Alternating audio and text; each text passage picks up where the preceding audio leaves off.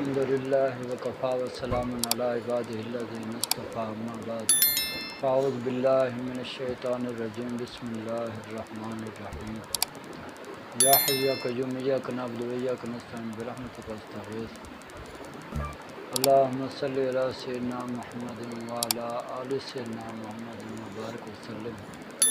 میرے پیارے دوستو السلام علیکم ورحمۃ اللہ وبرکاتہ۔ میں حکیم امتیاز دانش اور آپ دیکھ رہے ہیں حکمت امتیاز یوٹیوب چینل۔ میرے پیارے دوستو، آج ہم جس بیماری کے بارے میں بات کر رہے ہیں وہ ہے ہچکی کا ہو جانا۔ اچھا، اکثر لوگوں کو دیکھا گیا ہے کہ ان کو ہچکی ہو جاتی ہے۔ ہچکی کا کیا ہے، ایک جھٹکا سا لگتا ہے اور بندہ جو ہے وہ بار بار جھٹکے لے رہا ہوتا ہے، سانس تھوڑا سا مشکل ہو جاتا ہے۔ تو یہ زیادہ تر ان لوگوں کو ہوتا ہے جو خشکی کے مریض ہو جاتے ہیں، ان کے ساتھ یہ مسئلہ بن جاتا ہے۔ اور بعض دفعہ کوئی خوراک ایسی استعمال کر لینا جس کی وجہ سے معدے کے منہ کے اوپر ایک زہر سا بن جاتا ہے، تو اس زہر کو ہٹانے کے لیے بار بار جو معدہ ہے وہ جھٹکے لیتا ہے۔ تو جتنے تک وہ زہر رہتا ہے تو ہچکی بندے کو آتی رہتی ہے، اور بعض دفعہ یہ ہچکی اتنی زیادہ بڑھ جاتی ہے کہ اللہ معاف کرے 5 گھنٹے 6 گھنٹے بھی انسان کو ہچکی لگی رہتی ہے، اور جس سے پھر کیا ہوتا ہے، بعض لوگوں کے سر میں درد ہونا شروع ہو جاتا ہے، بعض لوگوں کے پیٹ میں درد ہونا شروع ہو جاتا ہے، اور بعض لوگوں کو بہت زیادہ کھچاؤ ہونا شروع ہو جاتا ہے۔ تو بہت سارے مسائل بن جاتے ہیں اس ہچکی کی وجہ سے۔ تو اس کا جو بہترین حل ہے، جو طریقہ کار ہے، وہ یہ ہے کہ کبھی بھی خشک غذائیں، گرم غذائیں یہ اکٹھے استعمال نہ کریں۔ ٹھنڈے پانی جو ہیں، وہ مشروبات جو ہیں، گرم چیز کے اوپر فوری طور پر استعمال نہ کریں، اور زیادہ مرچ مسالے والی جو چیزیں ہیں وہ زیادہ استعمال نہ کریں، تلی ہوئی چیزیں جو ہیں وہ زیادہ استعمال نہ کریں۔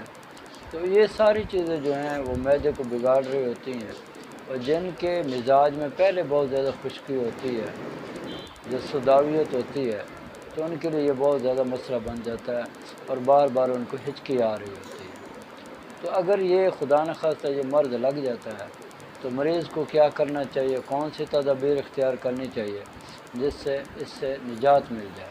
اچھا، ایک ہچکی اور ہوتی ہے، وہ موت کے وقت لگتی ہے، اس کو کوئی علاج نہیں ہے، ٹھیک ہے، اس کو کوئی علاج نہیں ہے، باقی شفا اللہ کی ذات نے دینی ہے، ٹھیک ہے۔ تو کوئی اس کا بھی علاج کرنا چاہے تو کر سکتے ہیں، پابندی تو نہیں ہے نا، لیکن ایک وقت مقرر ہے، اور اس کے اوپر ہچکی لگ جاتی ہے تو پھر بڑی بڑی جکوتیاں، بڑی بڑے کشتے، بڑی بڑی دوائیاں جو ہیں وہاں جا کے ناکام ہو جاتی ہے، کیونکہ اس کا وقت قریب ہوتا ہے۔ تو میں بات کر رہا ہوں ایک کامن سے، ایک عام جو مرض ہے ہچکی کا ہو جانا، جن کو اگر لگ جائے تو وہ کیا کریں۔ تو سب سے پہلے ان سے میری درخواست ہے کہ سب سے پہلے گڑ لے لیں، گڑ کا شربت بنا لیں، شکر کا شربت بنا لیں، وہ بنا کے پیٹ بھر کے پئیں، ٹھیک ہے۔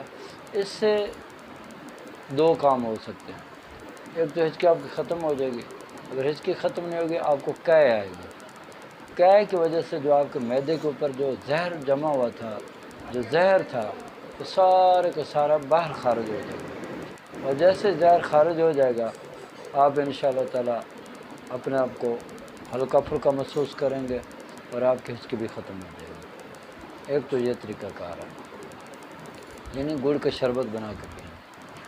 اچھا، ایک مرتبہ جی بھر کے پی لیں، اگر نہیں بند ہو رہی پھر پئیں، یہ آپ کم از کم 4-5 گلاس پئیں شربت کے، تو امید ہے اس سے کافی فرق پڑ جاتا ہے، ہچکی بند ہو جاتی ہے۔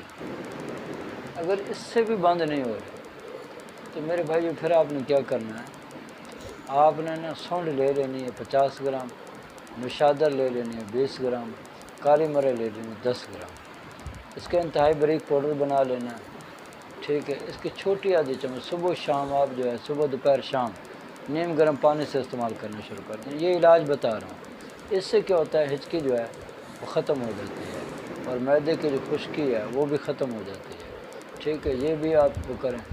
اور تیسرا طریقہ کار یہ ہے کہ دودھ میں دیسی گھی ڈال کے وہ استعمال کریں، اس سے بھی انشاءاللہ تعالیٰ بہت زیادہ آپ کو فائدہ ہوگا۔ اور تیسری جو ہے نا، جوارش الائچی وہ لے لیں، چھوٹی آدھی چمچ صبح شام وہ بھی استعمال کریں، اس سے بھی کیا ہوتا ہے ہچکی کا مرض ختم ہو جاتا ہے۔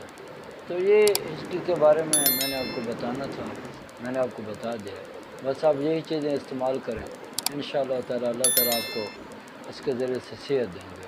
اور میری اللہ سے دعا ہے کہ اللہ تعالیٰ مجھے اور آپ کو اور پوری دنیا کے تمام مسلمانوں کو صحت والی، سلامتی والی، عافیت والی، برکتوں والی، کامیابیوں والی، خوشحالی والی، خوشیوں والی زندگی نصیب کرے۔ آمین۔ وآخر دعوانا ان الحمد للہ رب العالمین۔